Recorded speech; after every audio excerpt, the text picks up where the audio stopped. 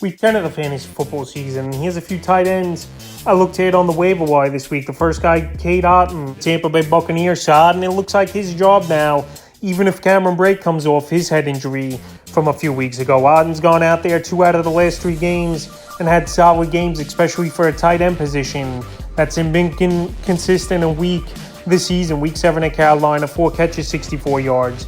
Week 8 versus Baltimore, 2 catches, 15 yards. And Week 9 versus the Rams, a game-winning touchdown in that one. 5 catches, 68 yards, and a touchdown on 6 targets. So right now, Week 10, a good matchup versus Seahawks in Germany that give up the most fantasy points to tight ends on the season. Otton's a big target. He's a rookie.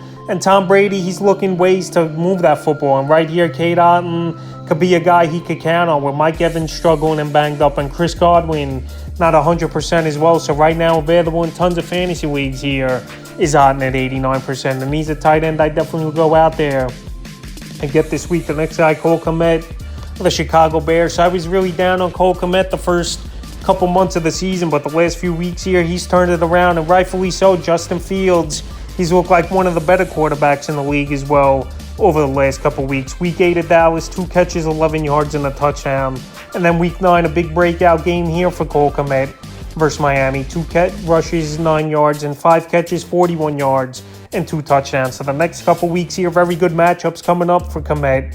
Week 10 versus Detroit, that gives up the 6th most fantasy points to tight ends. And Week 11 at Atlanta, that gives up the 4th most points. So right now, available in tons of leagues as well here is Cole Kmet at 77% of the leagues. A guy I didn't like coming into the season. Actually, I would give a shot to this week here on the wire. The next guy is Noah Fant of the Seattle Seahawks. So this Seahawk passing attack's been great this season, and Geno Smith has been way better than Russell Wilson, who obviously he took over for after traded to the Broncos. So Noah Fant the last few weeks here, I know he hasn't done much, but Week 9 was a breakout game for him at the Arizona Cardinals. 5 catches, 96 yards on 6 targets. And Week 10 in Germany versus the Tampa Bay Buccaneers, they give up the 5th most fantasy points to tight end. So he's more of a streaming option than a guy I would count on for the remainder of the season. And right now, he's available in 90% of fantasy leagues here is Noah Fant. And him and maybe Smith are building a rapport.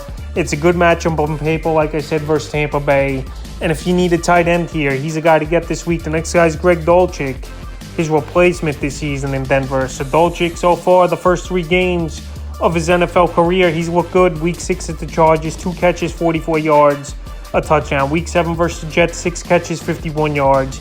And Week 8 at Jacksonville, 4 catches, 87 yards. So right now, he's gone out there and he's putting up numbers at Dulcich. I know this passing game in Denver has been horrible this season here, but he's been consistent, and Cortland Sutton's been pretty decent as well. So right now, Week 10 at Tennessee, a decent matchup. In Week 11 versus the Raiders, that give up the 3rd most fantasy points to tight ends on the season. So right now, he's available in tons of fantasy leagues, coming off his bye week, and he's just producing. Available in 6% of leagues here is Dulcich, and he's definitely a tight end that can pay good dividends, and a guy to add this week in the 5th and final tight end I look to get on the waiver wire this week's James Mitchell of the Detroit Lions. Obviously, TJ Hawkinson traded last week to the Minnesota Vikings in a surprising move that no one saw coming. So Mitchell, next man up, filling in, and he had a decent ball game in Week 9 versus Green Bay. 2 catches, 8 yards, and a touchdown. So a red zone threat once again for Jared Goff and this Lion team.